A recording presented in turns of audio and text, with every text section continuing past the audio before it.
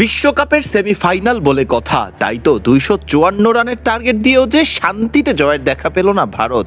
বৃথা গেল British batter Jacob ব্যাথেলের দুর্দান্ত শতক। নিজ দেশে বিশ্বকাপ স্বাগতিক হয়ে বাদ পড়বে ভারত, এটা কি এত সহজেই দেখা যাবে নাকি?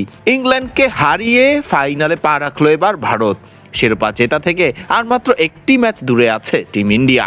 ফাইনালে এবার কিউইদের হারাতে পারলেই চ্যাম্পিয়নের খেতাব ফের আরেকবার পাবে ভারত। টসে জিতে এদিন ভারতের বিপক্ষে প্রথমে বল করার সিদ্ধান্ত নেয় ইংল্যান্ড। শুরুতেই দলীয় 20 রানে ভারত হারায় মারমুখী ব্যাটার অভিষেক শর্মার উইকেট। অভিষেক ব্যক্তিগত 9 রানে ফিরলেও ঈশান কিষানকে নিয়ে অন্য প্রান্ত থেকে হাল ধরার চেষ্টা চালিয়ে যান আগের ম্যাচের নায়ক সঞ্জু স্যামসন। দলীয় 117 রানে সাজঘরে ফিরেন ঈশান কিষানের ব্যাট থেকে এদিন 2 ছক্কা এবং 4টি চারের সাহায্যে আসে 39 রান।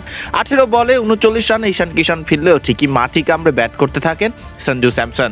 এবার সঙ্গী হিসেবে পান শিবম দুবের মতো ব্যাটারকে। 10 ওভারের আগে 100-এর বেশি তোলা ভারত যেন এদিন ব্যাট করে ইংল্যান্ডকে ছুড়ে দিতে চাইছিল এক বিশাল পাহাড় সমমানের লক্ষ্যটাই।